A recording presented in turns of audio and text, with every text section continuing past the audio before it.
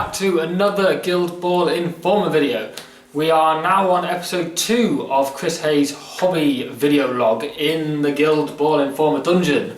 So I hope you enjoyed episode 1, which was just a general introduction, a bit of a look at the teams I have and that I've painted up. So please comment on that video and comment on this one and let me know what else you'd like to see. The thing that has piqued my interest this week was a question from last week's question and answer show, which was hosted by Jay and Jamie Giblin. Unfortunately I couldn't be there, so one of the questions was by Trent Dennison, and he asked about conversion opportunities within Guild Ball.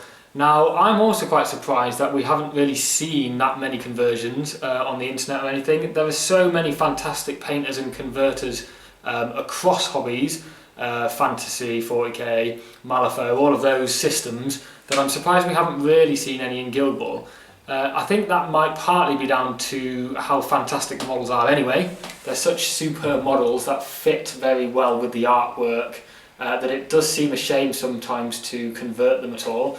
Now, I have actually converted quite a few models you'll have seen in episode 1, so I thought I'd just go into a little bit more detail today to show those models in particular, and to just talk through how I've converted them. Some of them are literally as simple as sticking on another bit, and then others are just repositioning things to make them look slightly different to everybody else's.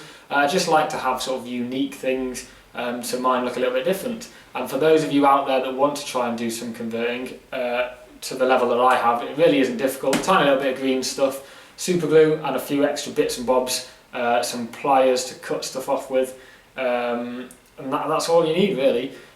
Just go for it, and I'd quite like to see people post. If you can post in the Guild Ball Informer Facebook group any of your conversions, I'd love to see them. I've seen quite a few on Vitriol of her doing like an overhead bicycle kick. I know some of the friends of the show, engineer players, have talked about converting them to have wooden limbs, and all the union players. I think it's a fantastic idea, and I'd like to see people get on board with that a bit more. So here we go, I'll show you the ones I've done and have a very quick talk through. So that'll be today's episode. Hope you enjoy.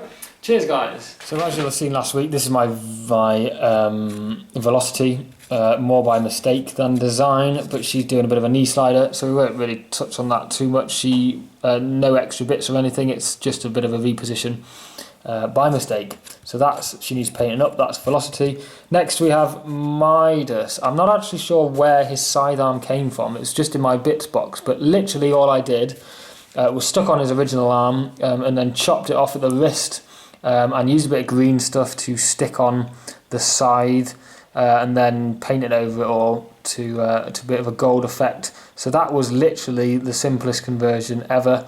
Nothing difficult in there, bit of super glue, bit of green stuff, an additional blade, and done.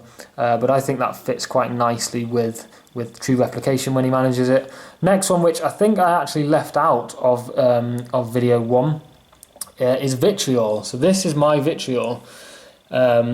People are very surprised that I actually don't pin any models. So this model hasn't been pinned at all. All she is stuck on with is a bit of green stuff underneath her hand and copious amounts of super glue. So I've gone for slightly different, where she's jumping off a rock. I also did this on Jay Finnegan's version. It's not quite as steep a rock on his, but the same sort of concept. So I've got her just dancing about. I must say, Vitriol in-game is superb. I absolutely love her. She is fantastic as a striker, but she also puts out a surprising amount of damage. So give her a try, guys, if you've not so far. Next along the line is one of the bigger conversions I've done, which is surprising because all it is some arm swaps. I didn't even have to cut anything off. These are arms from a Warhammer Vampire set. I think it's the Vargeist or something, the massive winged bat thing that you can do two things. So I just had this lying around, both the arms from that. I'm going to do a bit of green stuff to fill that in a little bit and to make it look more like flesh hanging off. So that's all I've done there for conversion. Again, nothing special, just glued some additional arms on, filled in a few gaps of green stuff, and away we go. Next along the line again isn't really a conversion, it's just a repositioning. This is tenderizer that you've seen. So he's just positioned slightly differently, just so that on the tabletop from a foot away, he looks different to everybody else's tenderizer. And that's all I was really going for there.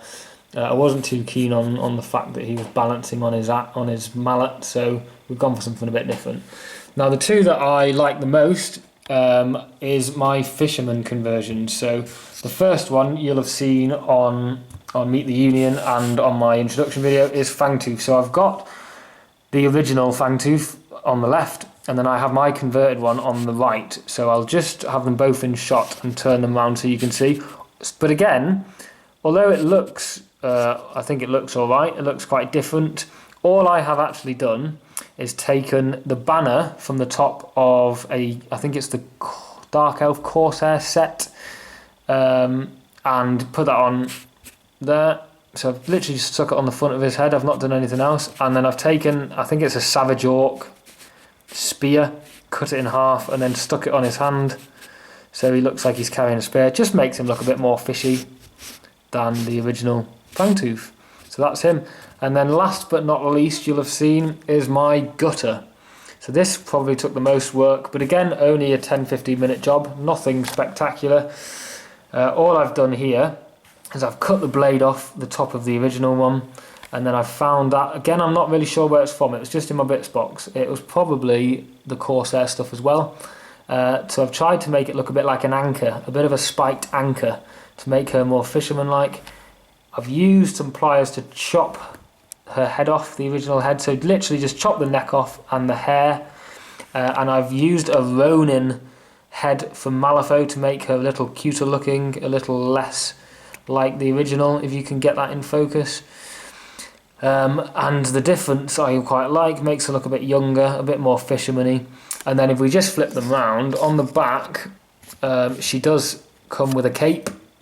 So I have chopped the cape off as well, a bit of a hacking away there. And again, it doesn't look too great when you zoom in, but a bit of green stuff filling in a few holes. All perfectly good for the tabletop. So looking at them from a few feet away, I think that they look fine. So that's my sort of conversions, guys. Please let me know what you think. And like, share, subscribe and comment on the video. And let me know what you'd like me to touch on, if anything, next week. Or you'll be sat listening to whatever I decide to talk about. So there you go. That's it for this week. Cheers, guys. Happy guild balling.